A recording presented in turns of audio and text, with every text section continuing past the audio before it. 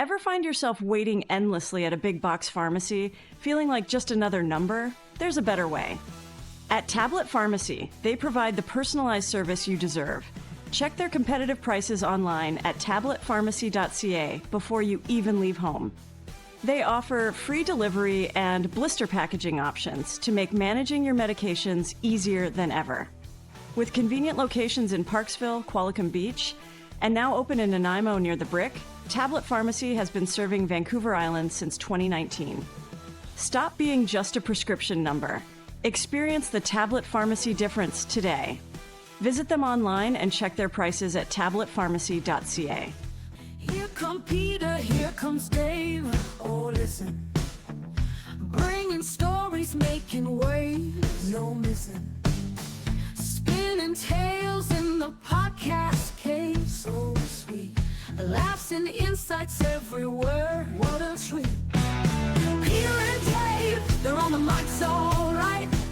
Well, hello there. Welcome to the big show. Okay, maybe not that big a show. Welcome to the podcast, and welcome to my co-host, Peter McCulley. This is the Pulse Community Podcast. We're here to feature people and stories from the mid-Vancouver Island area. And here to do only the glamorous jobs, it's my co-host, Dave Graham. It's all about the glamour, my friend. In fact, I'm riding a bit of a high after being part of the opening of Beach Fest and my involvement with this internationally recognized Parksville sand sculpting competition. I was there as senior executive music coordinator. So you were the DJ? Music coordinator. Okay, yes, I DJ'd. I also provided music for a street dance recently and emceed the kickoff to a painting race. A painting race? Who won? Oh, I don't know. They were pretty far away by the time it was over. Really? No, I'm kidding. It wasn't that kind of a race. It was a race against time.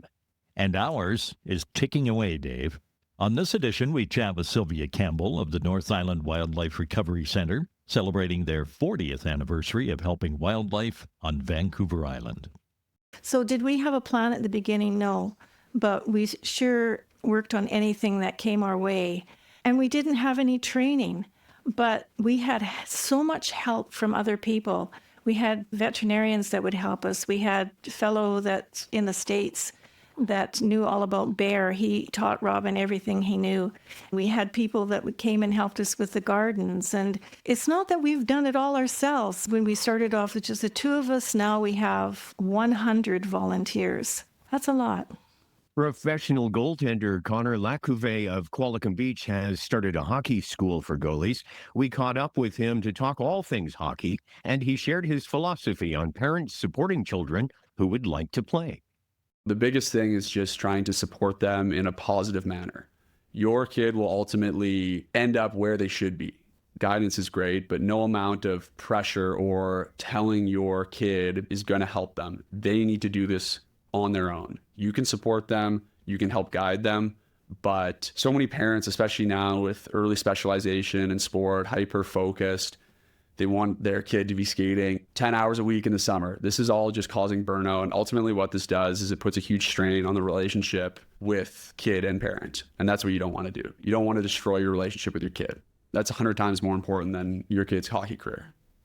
Future guests to the Pulse Community Podcast include Dave and Kelly Hutchison of Qualicum Beach. Their first book is out, Vancouver Island, The Art of the Landscape. Contains 20 years worth of nature photography, intertwined with stories, the stories behind the photos, and stories of the island's history.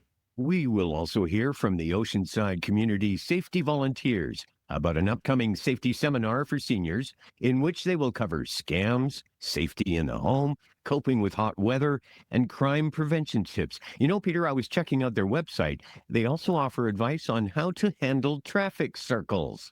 Do they now?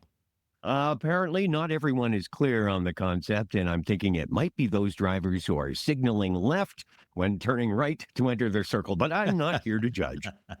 We've got another Concert Connection contest for you.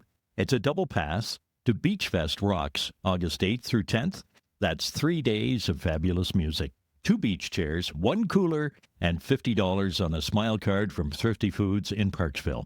Enter on our website at thepulsecommunity.ca or on our Facebook page, The Pulse Community. Draw is July 31st. Oh, and we are getting a lot of entries, which is wonderful to see. But still, your odds of winning are considerably better than the lottery. Our Speak to Us feature is also getting some good use lately. We are always glad to hear from you, and we're certainly happy to pass along some messages. Hey, Dave and Peter. It's Dwayne Round here, president of the Parksville Community Center Society. Just wanting to give you an update on our Parksville Recycling Depot at 1080 Industrial Way in Parksville. We're glad to say that we've extended our agreement with Recycle BC to the end of 2025. So there will be 2 recycle events per month till the end of the year. So people can bring their plastic, their styrofoam, and their glass packaging, and cardboard and newspaper to 1080 Industrial Way between 10 and 3 p.m. on our recycle pop-up days. And we take this product absolutely free. It's free to drop off, so bring your stuff there. Again, we're glad to announce that we've renewed our agreement with Recycle BC, so it's a good news for the Oceanside area and for the environment. Hey, Dave and Peter. It's Patrick from What's Cooking in beautiful Qualicum Beach. On behalf of the Qualicum Beach Merchants Society, we want to invite you to enjoy live music around the village every Saturday this summer from 11:30 to 2:30. It's such a wonderful experience strolling our village streets and discovering all our fabulous boutique shops, cafes, and restaurants. And please don't forget about our annual village sidewalk sale happening on Saturday, July the 26th. Whether you're a tourist in your own town or a visiting guest, we can't wait to show off our beautiful Qualicum Beach Village. Thanks, guys. See you soon. The 112th Annual Coombs Fair will take place at the Coombs Fairground on Saturday, August the 9th and Sunday, August the 10th, from 10 a.m. to 5 p.m. The Coombs Fair is home to the largest poultry show in BC, livestock exhibits, arts and crafts, live music and entertainment, food trucks, vendors, demos, and more. And of course, it is an old-fashioned fair with both junior and adult entries in a multitude of categories from floral to fiber arts, photography, vegetables, jellies, baked goods, livestock, and much more. Check out our website at www.coombsfair.com for a complete list of fair entries and download our 2025 fair booklet. Fair entries are being accepted online now. The deadline for non-animal fair entries is August the 4th. For more information, check out coombsfair.com. See you at the fair. The Coombs Fair is set to mark their 112th year, and that's quite an accomplishment. To reach us, follow the contact link at thepulsecommunity.ca. While you're there, sign up for our newsletter and be among the first to know of upcoming guests and contests. Ian Lindsay of Lindsay and Associates has played an active role in the local community since 1979. He has been with RE/MAX, Vancouver Island's most advanced real estate business network, since 1996, marketing and selling residential, rural, strata, recreational, investment, and project development real estate. Ian has received several awards recognizing his exceptional community commitment locally, as well as awards for outstanding performance and achievement from both RE/MAX International and the Vancouver Island Real Estate Board. You'll find true real estate professionals at ianlindsay.ca. The Pulse Community Podcast is brought to you in part by Windsor Plywood in French Creek, specializing in hard-to-source interior and exterior home finishing products, including flooring, doors, and moldings, and exterior project materials such as yellow cedar. Windsor Plywood French Creek carries high-quality, responsibly sourced products and are committed to providing outstanding value and personalized one-on-one service to all of our customers: homeowners, do-it-yourselfers, renovators, builders, designers, craftsmen, and contractors. Regardless of the type or size of your project, Windsor can help you bring your vision to life from start to finish. Let Windsor Plywood in French Creek help you with your renovation, new build, or building project. Visit them online or call 752-3122. Peter, I've been inspired by all this art at the Beach Festival. I'm thinking of taking up painting. Well, that's perfect timing. This weekend is Art in the Park, July 26th and 27th. Wait, do I have to create something, or can I just buy things created by people with actual talent? Well, you can browse incredible paintings, jewelry, sculptures, photography, and pottery from talented local artists in the beautiful gardens near the tennis courts, and no artistic pressure required. Ooh, my melting ice cream elephant sculpture was enough creative output for the year for me. Don't forget the spectacular Circus by the Sea sand sculptures are still amazing visitors daily, plus another fantastic Tim Hortons free summer concert weekend. Friday and Saturday, 6:30 to 8:30 p.m., right? Oh, and those daily buskers at the gazebo. Exactly. 11 in the morning to 1 in the afternoon, and then again from 2 to 4 with world-class art, live music, and community spirit. Parksville Beach Festival has something for everyone, even art-challenged people like me. Details at parksvillebeachfest.ca. You know, I'm going to have to go back to see the sand sculptures. Even though I was on site at the competition for 3 days, I never really did get a good look at the works. Being a DJ, senior executive music coordinator, is surprisingly demanding, actually. There's not a lot of time to do much of anything but coordinate music. Well, then that's a good thing that the sculptures will remain on display until August 17th. Let's bring on our first guest. Here's Marilyn. In the green room is Connor LaCouvee. The Qualicum Beach native has had an impressive career as a professional goaltender, and most recently has started teaching the position at his hockey school. Welcome to the podcast today, Connor. Thanks so much for having me, Peter. Appreciate it. It's always nice to catch up with a local guy who's home from Europe. Exactly. Nice to be back home. Beautiful weather. Can't complain too much. Take us back to the beginning. What drew you to goaltending? Was there a specific moment or perhaps a player that made you fall in love with being between the pipes? Not at all, really. I started playing goal just because I really couldn't skate, or I really wasn't a very good forward or defenseman. At one point, I had the opportunity to throw the pads on. Surprisingly, had a really good game, had a lot of fun doing it, and I was like, wow, maybe I could be a goalie. Isn't that funny? Because that's why I became a goalie. I wasn't a very good skater, and then I found out on the very first breakaway that you have to be able to skate backwards faster than the guy who's skating forward. Yeah, it's true, right? Yeah. Walk us through your junior hockey experience, Connor. What were some of the lessons that you learned early in the formative years that you carry forward to now? Junior hockey, that was a pretty wild ride. I played on 4 or 5 teams in a 2-year span, getting cut, getting traded, moving around, switching billet homes, all of these things. I think the biggest thing I took away from that was resilience. I think my parents were really good at instilling that in me and just being able to manage the highs, manage the lows, and keep going forward when things look bleak or when things look lost. Still being able to put the work in, still being able to stay dedicated and not getting too emotional with it. You've had an impressive professional career spanning the American Hockey League, the East Coast Hockey League, and now in Europe. Can you walk us through the journey and what each league taught you about the game? I'm going into my 8th year playing professional now, which sounds kind of crazy to say it out loud. I finished up at Minnesota State Mankato in 14-15. I signed in Maine, the Maine Mariners of the ECHL. I was there for a couple months, and then I got called up to Laval Rocket, which is the Canadiens farm team. Played very well in Laval. A 2-year deal there. It was kind of up and down sometimes with Laval, Maine. After that, I went to Tucson, the American League, for 1 year. I've been playing 5 years in Europe now. It's going to be my 5th year going over there. Obviously, at the pro level, it's a job. So it's your career, and you need to treat it like a career. I think going from junior hockey to college to professional hockey, the people that make a career out of it are the ones that invest in themselves, invest in their training, invest in their nutrition, their sleep, just like any other career. So I think that level of seriousness and level of dedication just keeps rising as you go up and up in the leagues. And it's cool to see the hard work, the dedication, all these things that guys at higher and higher levels have.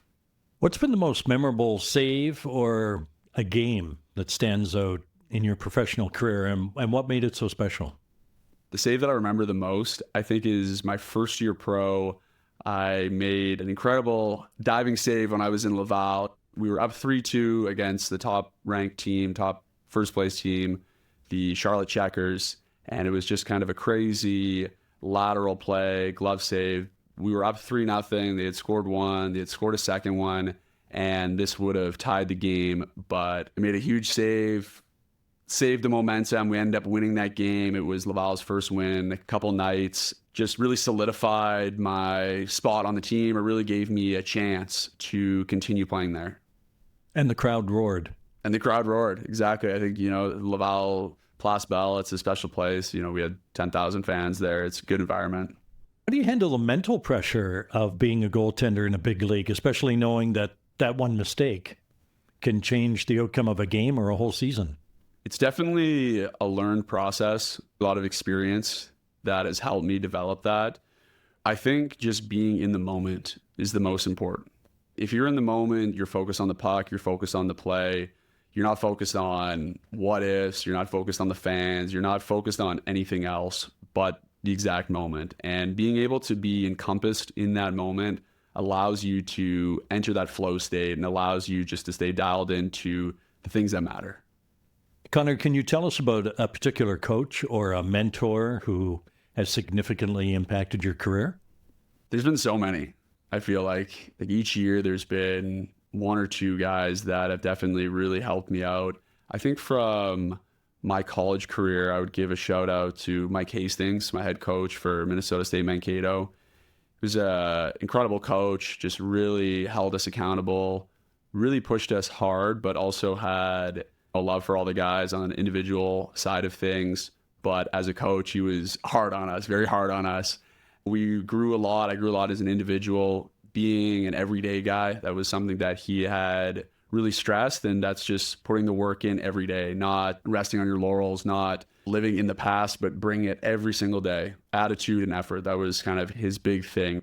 You can control your attitude, you can control your effort, you can't control much else. But every day you need to show up with a good attitude and have a good effort. That's all he asked. What's one aspect of being a goaltender, playing the position that people who are watching that on television or in the rink might not understand or appreciate? I think to some degree it's the mental. It's stressed enough at how intense this position is mentally. But going back to an earlier question, not only the stress and the focus, confidence, various mental strategies throughout the game, but I think away from the rink as well. And this is not just goalie specific, but athlete in general, is just how you manage your downtime. It's kind of a funny statement, but something that I joke about with my friends about is that my number one responsibility of my job is stopping the puck. Probably the number two responsibility is effectively killing time. After games, after practices, if you go back home and you stress about the practice, you stress about the game, you continue to think about hockey, that really creates this negative, positive feedback loop where you're always thinking, you're always stressed, you're just in this state of constant anxiety, constant frustration. But being able to effectively kill time, whether it's hanging out with friends, reading a book, getting a coffee, going for lunch, just being able to detach yourself from the game. Because if you're not effectively resting, you can never effectively perform. I think that's something that a lot of young athletes struggle with, especially in junior hockey. And then, you're busy in college, but then again in pro hockey, where it's, what do I do with my time? It's finding healthy hobbies that fulfill you, that sustain you, and not negative ones. When people have negative ones, that's when they kind of go down a dark road. So finding effective, healthy ways to kill time. So tell us about your transition from playing professionally to teaching now. What inspired you to start LaCouvee Goaltending School? Over the past couple of years, I had just been coaching in the summers, here and there, helping out at various camps, doing things like that. I started just doing it truthfully for the money. It was a good summertime job. You go out there, you help goalies, you get on the ice, get paid for it. And then as it progressed, I started to enjoy it more and more. And I get some results with the kids, with the goalies. They would come back year after year and they would be, a little bit taller, a little bit more mature, working harder, going from AA to AAA, AAA to junior. And it started to become really rewarding. I started to enjoy it more and more. My dad has always kind of stressed to work for yourself. Don't work for someone else if you don't have to. That's kind of what he's told me at a young age. And nothing wrong with working for other people, but just I thought to myself, why don't I do my own thing? I've liked everyone that I've coached for and I have a lot of respect for them. But at the same time, I'm on my own path, and I wanted to coach. I wanted to teach from my viewpoint, from my experiences, from my wisdom that I've learned. That's where this came from. I started to start slow, working with a couple goalies in one-on-one, semi-private, smaller group, and then kind of it grew to camps and online, and continue to enjoy it, continue to build it up, and continue going. Tell us about the schools. Where are they? When are they? We have 5 this year. We just finished one in Indiana. We go to Nanaimo, Montreal, Calgary, and then Pitt Meadows. And then back to Slovakia? Back to beautiful Slovakia. You emphasize in the schools developing goaltending IQ. Could you define what that means for us? The pillars of LaCouvee goaltending of my company is technical, tactical, and mental. Those are the 3 pillars I believe a goalie needs to succeed at a high level. Technical, obviously, being the technique of the position, your movement mechanics, your angles, your tracking, various things like that. The tactical component, this is goalie IQ, reading the play, situational awareness, understanding systems, things like that. Mental is then, again, your confidence, your focus, how you prepare for games. So goalie IQ, no different than player IQ, how you read the game, how you see the game, how you see plays developing, pattern recognition, understanding that, a player below the goal line is not maybe the most dangerous scoring threat, but it's probably the guy in front of the net. And learning what type of power play setups are against you, how a 2-on-1 functions, how a 3-on-2 functions, various components to how the game is actually played. Because at higher and higher levels, you need to recognize patterns. You need to recognize why a player is more likely to make this pass or shoot the puck this way as opposed to that way. I was reading the other day that the CHL has drafted a young player by the name of Alexander Karmanov.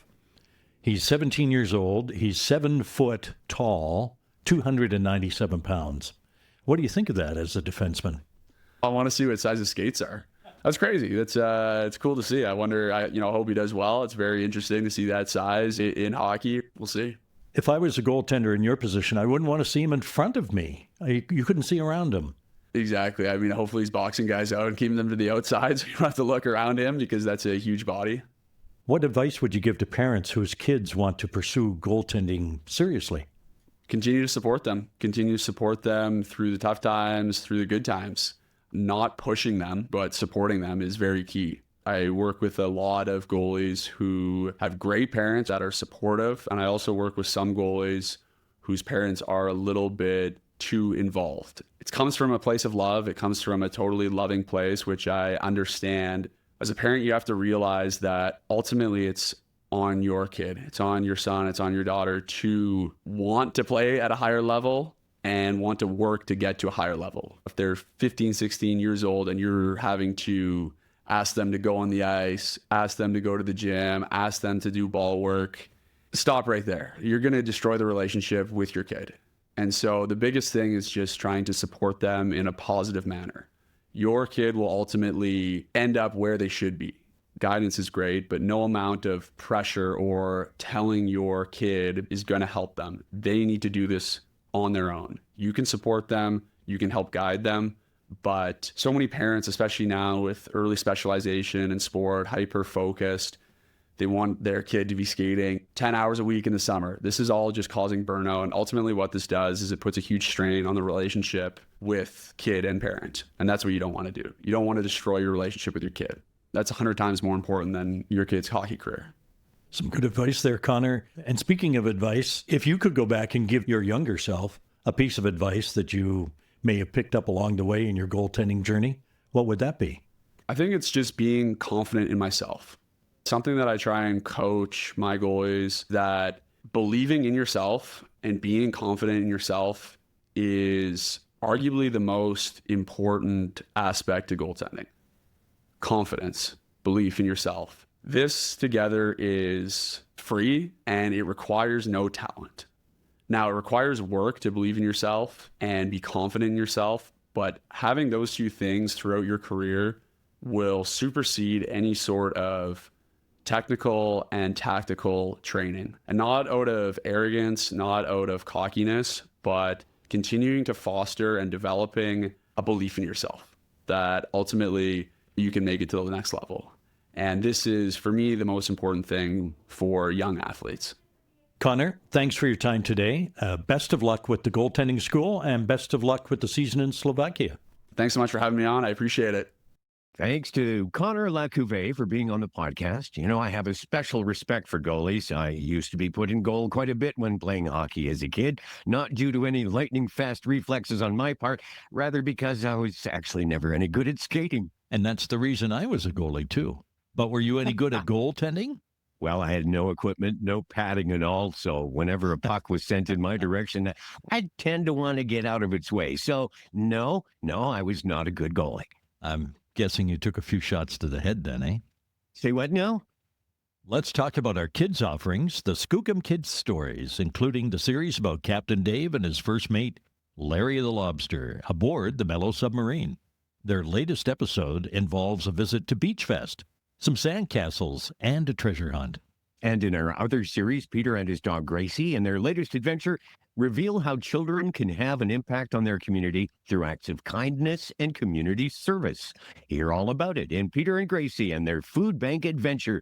The stories about Gracie the Eskimo dog and the Mellow Submarine can be found at skookumkids.com. Also Apple, YouTube, iHeart, Buzzsprout, Spotify, and Amazon.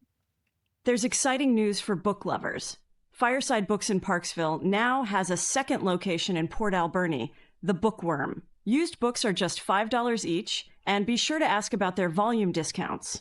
The Bookworm on the corner of Redford and Anderson opens 7 days a week from 10 to 5. Fireside Books at 464 Island Highway East in Parksville is a book dragon's dream come true. Browse their extensive collection weekdays from 9 to 6 and weekends 10 to 5. Both locations make growing your personal library easier than ever. New books, used books, activity books, puzzle books, and much more. Order online at firesidebooks.ca, and your books will be waiting when you arrive. Ask about returning books for a book credit. Fireside Books and the Bookworm. 2 locations, one amazing adventure in browsing. At Thrifty Foods, we love to help nonprofits, charities, and schools. Our Thrifty Foods Smile Card bulk program allows organizations to immediately save up to 6% on the purchase of Smile Cards in bulk, allowing you to keep more money in your organization's pockets. Ask for details at Thrifty Foods in Parksville. The magic is happening now. Parksville Beach Festival is in full swing with the incredible Circus by the Sea sand sculpture exhibition open daily from 9:30 a.m. to 8:30 p.m. These jaw-dropping masterpieces are absolutely breathtaking. Cast your vote for the People's Choice Award. Enjoy Vancouver Island's best local musicians at the Gazebo Daily. Plus, the Tim Hortons free summer concert series kicks off this Friday and Saturday, 6:30, 8:30 p.m. at the Parksville Outdoor Theater. Bring a chair, bring a friend, and get ready to groove under the summer sky. Suggested $5 donation supports our community. Parksville Beach Festival, pure summer magic. Visit parksvillebeachfest.ca. Thanks to the Parksville Beach Festival for their support of the Pulse Community Podcast. We welcome inquiries about sponsor opportunities as we present stories in a way nobody else does. And by the way, we're always open to story suggestions. Oh, yeah. Drop us a line, as they used to say. Click on the contact link at thepulsecommunity.ca. Well, it's time for our next guest. You know, I recently had a conversation with a wonderful lady who lives a life of service to others. Here's Marilyn to introduce a remarkable member of our community. Sylvia Campbell is the co-founder of the North Island Wildlife Recovery Association, along with her husband, Robin. Celebrating its 40th anniversary, the North Island Wildlife Recovery Center helps injured and orphaned wildlife on Vancouver Island and is committed to educating the public on wildlife and environmental issues. Welcome to the podcast, Sylvia. It is nice to see you again here at North Island Wildlife Recovery Center, and you've allowed me into your backyard space, and I'm delighted to see you again. I was happy that you were coming out, Dave. We'd had some really good times together before, so I'm glad that you're here. Let's start at the beginning, shall we? North Island Wildlife Recovery Center, and I suppose for the millionth time, would you relate the story of the genesis? It's a good story, though. I don't mind repeating it, but it started back in 83, 84. We went into partnership at the Buckley Bay grocery store at Denman Island. And It just happened that our neighbor phoned Robin and said, we've got a great horned owl that's wrapped up in a barbed wire fence. It had caught a duck and it flew too low and then wrapped its wing round and round in this barbed wire fence. And it happened to be Christmas Day. Never forget that. Robin says, yeah, I'll come over and we'll see what we can do for it. Needless to say, that owl came home with Robin that night. And that was the start of it. We had a retired veterinary friend up in the Courtenay area that looked at that owl. The wing had to be amputated. We kept it in our bedroom balcony for many, many months so it could recuperate. We actually lived right at the store there too. So that was the beginning. And just as important as people like you are to what we did at the beginning, the newspaper came to us and said, here, we heard about this owl. Tell us the story. It blossomed from there. People started bringing Robin, injured animals, right to the store. We even had a deer came one time with 3 good legs and 1 flapping in the air. It was an unbelievable story that we did this because we really didn't have any training in doing it. But of course, we had the veterinary friend. We had other people that would help us build some enclosures. So right behind the Buckley Bay store, we built a wildlife recovery center. And we worked, Robin worked 2 jobs. I worked in the store. I had 3 kids. And it was something that we never planned. But Robin and I both have a faith. And we know that God directed us in this way. We know it. It was so divine that it was an amazing life that we took on. That was the beginning of that. There's so many other stories, but to get down to it, we got out of that partnership and moved here to the district of Errington. We're really glad that we came here. It's a beautiful place. And we bought 8 acres of land here. But we didn't have jobs. We said, what are we going to do on this 8 acres of land?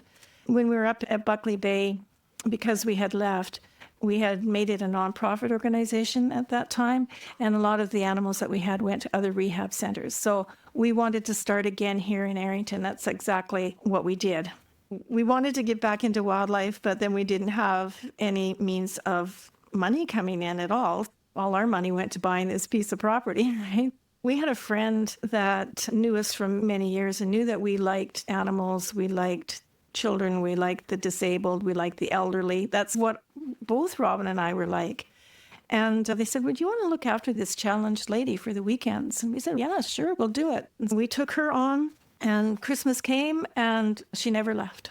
Over the years, we had a group home for the challenged individuals. They lived with us for 30 years. So that's how we were able to take on the wildlife recovery centers, because they went to a day program in the day, and then we worked here building the center during the day. So I look at those folks and say they're the reason why we were able to do this. And both our daughters care for them. They took over looking after them after we retired. We still see them all the time. How did it all start here? We came onto this property in 1988, and by 1989, we got a phone call from someone who had again found a newspaper article about us starting up a wildlife recovery center here on Errington property. He had found a bald eagle on his property. Not only one, he said they're all over the place. They're laying all over the ground. We didn't know what was going on, but basically what happened is that he had a cow euthanized, and they in turn became poisoned. And so it was quite a story, actually. It became international story. We had helicopters flying above and all kinds of stuff like this. That it was quite challenging for us. But the good story about that is that there was 29 bald eagles that we were able to pick up, and we were able to release 25 of them. So that's how it started here on this property. People started to hear about us and understand what we were doing and giving us money. We didn't even have an office. We went in that little shed that I showed you, and we started an office in there and figured out how to give out tax receipts and things like that. So it was quite a challenge at the beginning. It was hard because you didn't have that money, that flow coming in. And it was just Robin and I at that time looking after all these animals that were coming in. I'm wondering, did you sit down and set goals, or was it a little more organic than that?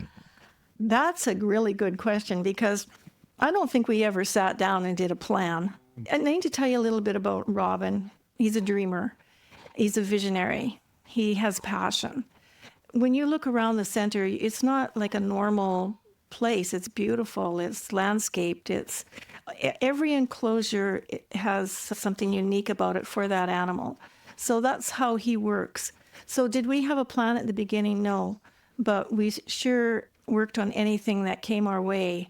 And we didn't have any training, but we had so much help from other people. We had veterinarians that would help us. We had a fellow that's in the States that knew all about bear. He taught Robin everything he knew. We had people that came and helped us with the gardens. And it's not that we've done it all ourselves. When we started off with just the two of us, now we have 100 volunteers. That's a lot. Dare I ask you to point your finger at one element in this magnificent expanse that you're most proud of? That new recovery room, I am really proud of that. We worked for many years, maybe 20, 30 years out of just what we had here on this property. And so we were able to build that new recovery room. And I'm really happy about that because it gives a good place for the animals to go to recover. It's a wonderful place for the caretakers to look after the animals as well. Robin, he is incredibly proud of the bear recovery area. This is something that we took on maybe about 20 years ago, is to look after black bears. He has this specialized space where we rehabilitate injured and orphaned bear cubs. There's actually 3 places. It's a small nursery, there's a grow out area, and then there's a pre-release area.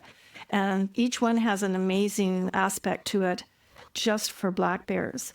And of course, the Bear Pavilion is something that he is really happy about. He worked hard on that. He's not an architect, but he's a dreamer. He could see it before it was finished, actually. Both of us barely finished school, grade 12. So we don't have any secondary schooling. And actually, Robin is dyslexic. He attributes it to in the old math books. You used to go to the end of the book and you could get the answer to the question. That's what he's like. He goes to the back of the book and looks at the answer, and then he does the question.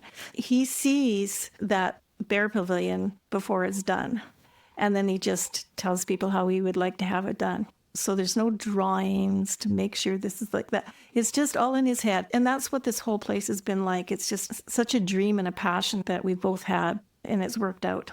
What strikes me is the remarkable coalescence, for lack of a better word, of the people and timing and skills and desire and support to make this possible. It's almost as if we're an element missing, it wouldn't have worked. It's true. It seems like it's really gone on a path of its own. I must say we worked hard at it, but again, we've always had people that have helped us. It's actually really quite incredible for sure. The remarkable eagle flight enclosure, was that another one of Robin's dreams? It was one of Robin's accomplishments, absolutely. That happened because of those 29 bald eagles. We had some other eagles here too that were non-releasable. They were sent to the Guelph veterinary clinic, and he went down there and he saw that they were exercising this bald eagle down a corridor. And he thought, that's not good enough. So he came home and decided, I'm going to build a 120-foot long enclosure, 40 feet wide, 20 feet high. He had it all in his mind. He had to have the slats going the proper way and softness at the top so that they wouldn't run into the top and hurt themselves. So because of that 29 bald eagles, we knew that we were going to do eagles, absolutely. So that was the first thing that we ever built. And it's never been empty since 1990. One of the messages you want to make clear is, I suppose, the damage that can be done by people, however well-intentioned, when they try to make animals pets. And where do you want to start on that one? It's really quite bizarre, to tell you the truth. I understand that you want to be close to animals and you can get a cat and a dog, so you don't have to do it with wildlife, but it has been a problem. One thing that we have here at the center is the public viewing area, so people can come and visit us. That's a little bit different than some other wildlife rehabilitation centers. We do that on purpose so that we can educate people. In some of the enclosures that you'll see are imprinted animals. Imprinting means that they've come in close contact with humans and they have taken on some of that aspect. They depend on humans. The ravens, for instance, there's a couple of them out there that have been raised by people, and you can't let them go. They don't know how to feed. They come and peck at people, things like that. Just recently, what we had delivered in our animal enclosure drop-off was a skunk. Now, that was something that we had never seen before, and there was no paperwork left. Someone phoned and said, "Did you get the skunk?" I said, "Yes, but where did it come from? What's going on?" And they hung up. It was young. It couldn't be released back out into the wild again. There was just no way that it could be. The Ministry of Environment gave us permission to keep that animal. So we've had it here for quite a while, and it's been trained by our volunteers that we take it out to the public viewing and people get to see this amazing skunk. But along with that, we tell them, this is what happens when you take an animal out of the wild. It lives the rest of its life here. Not that it's not getting good care, but it would be better if it was out in the wild. A guinea pig would make a really good pet, but a hawk won't. We've had a hawk came in because somebody had tethered it to its balcony and was keeping it as a pet. So that type of stuff is unacceptable.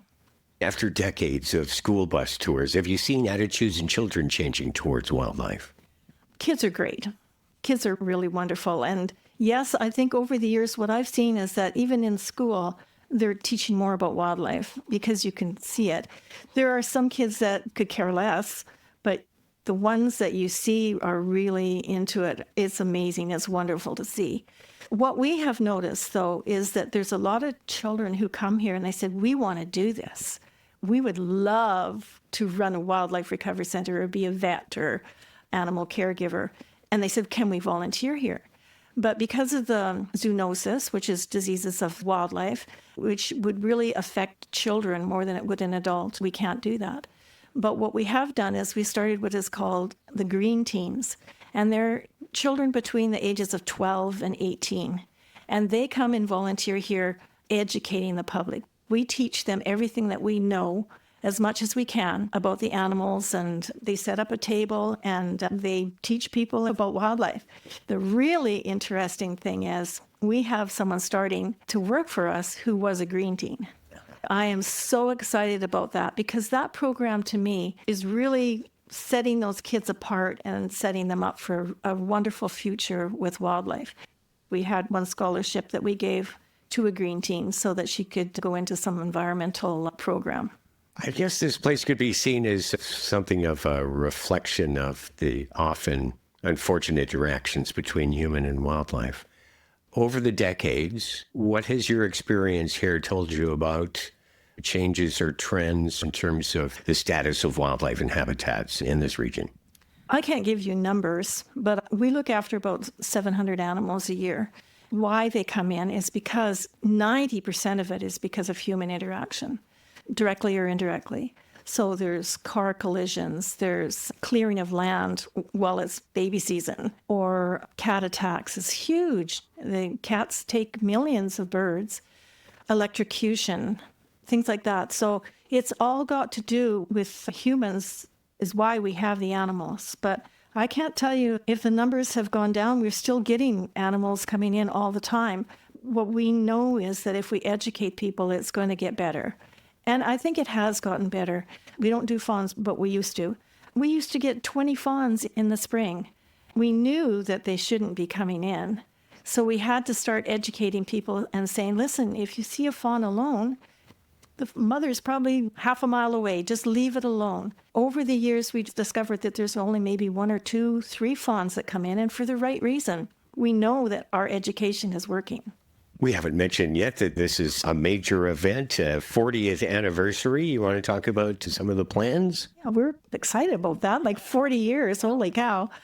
We've tried to do a few things just to get people coming and seeing the place. We've had things like a fairy lady brought all her fairy garden, and I didn't really ask her, she came. And I thought, why not? It's just something that people would love to see. And we have some artists coming, and we had somebody talk about polar bears. We had Mike Yip here, who talked about eagles. He's an amazing guy. Bill Helene is going to do some native drumming here. It's a celebration, not charging any extra money for it or whatever. It's just an extra perk when people come here. Congratulations to you and everyone. It's a remarkable and wonderful event. We feel pretty good about it, actually. Yes, you're entitled to. Is there a single message or a thought that you'd like visitors to this place to have when they leave this place? Is there one message or a theme, a thought, whatever? I want people just to go away from here and be really aware that they are part of wildlife and that we need to be stewards of it. Take what we have, what we've offered for information, for education, and hopefully that'll make a difference. Is there a factor that drives volunteers? Is there any common factor that you see? The only reason people volunteer is because they like animals. There's no doubt about it. We have some pretty fanatical animal lovers that volunteer here. And it's good, though. If you can get past the human aspect of what we do and look at the animals and take that on, our volunteers are amazing. They do all kinds of things. We have people come here, some elderly people that come and they rake all the leaves up and clean the tables off. And I'm going, why do you do that? You're not really helping wildlife, but you're helping us. It's totally amazing. We have another group that's called the Beautification Team. They do all kinds of stuff that most people wouldn't do. And they do it for the animals. They don't really do it for Robin and I. They do it for the animals. There's educators. There's cage cleaners. They're picking up poop and all kinds of stuff. Who wouldn't love being able to be so close to an eagle or a hawk or even that young boy that we were just talking to earlier, being close to that raven? It's something that you don't get to do otherwise. How about the stability of the North Island Wildlife Recovery Center for the years to come? How are you dealing with making sure this legacy remains? That's a really good question as well, because Robin and I are getting into our late 70s. So what are we going to do here? Like, we see it as a passion that we have. Is there going to be someone else who will take on that passion? I don't know, but I think we've set it up good enough that someone will come along and continue it on. We have manuals on everything, on how to keep the yard, how to look after the animals. All our educational programs, it's all there. It's ready for somebody to take over. And as far as keeping it going, when we first started here, it was bequests that actually helped us a lot. So if you go into the Museum of Nature, it was by one man. If you go over to the Eagle Flight Cage, it was one woman. If you go to the Learning Center, it was one woman who gave money for that. All of those large buildings were given through a bequest. And I have to tell you about this one bequest because I think everybody should do it. His name is Arthur Knowles. He came here right at the beginning in the 90s, and Robin showed him around a little bit. Several years later, he passed away. This is what he did. He gave us $500,000, which back in those days was a huge amount of money. But he gave it to us so that we only got the interest. So the principal went in the bank. We got the interest for 15 years, which was perfect because it gave us time to figure out exactly what do we need, what do we want, instead of spending it all at one go. And then after the 15 years, that money went to the city of Nanaimo to a child's park. So there was two things that man did. So he built the museum. He helped us build the bear enclosures. That sort of thing keeps on going. It's not as dramatic as when we first started. People aren't giving it as much money, but they still are helping us through bequests, and that's just an amazing thing. One thing that I did look up for you, though, is where do we get our money from? 33% of that comes from the admission to come into the center. We had to get a permit from the Ministry of Environment to actually allow people to come in and look at the non-releasable wildlife. Because of our education program, it's well worth it for us, and people are helping us. 26% of the money that we get comes from donations, like people that want to give us some money. 17% right now is from estates. 13% comes from that little gift shop there, which has grown over the years. The rest of that is we have a really good board of directors. They're a good group. They look after our money really well. What we have done, too, is to make sure that things are going to continue, is that we've started a wildlife college. Our wildlife veterinary, who is Dr. Malcolm McCady, he's been with us for 34 years. He is giving sessions. We actually video him. every aspect of wildlife rehabilitation that you can imagine. And so when we have new employees, they sit down and they listen to these videos and they learn everything there is. Someday we may open it up to the public as well, but we've got it all covered, we hope. So we hope that things will continue on after we're gone. Congratulations again. And Sylvia, it's been a real treat to see you. And thank you for the tour. And thank you for all that you've done. What a life we've had. It's been good for sure. The North Island Wildlife Recovery Center's anniversary celebration includes a collaboration with the Macmillan Arts Center to present En Plein Air, which means to paint outdoors. It's a workshop exhibition which will allow visitors to the Recovery Center a chance to see artists at work. Oh, I was talking about that exact same thing at the painting race I was helping with recently. In my opening remarks, I admitted that I can't paint unless it's a house, and I don't draw unless it's conclusions. And so to me, there's a kind of magical quality involved in creating art, and watching it being made is to see magic at work. The En Plein Air event happens between 10 a.m. and 1 p.m. August 10th.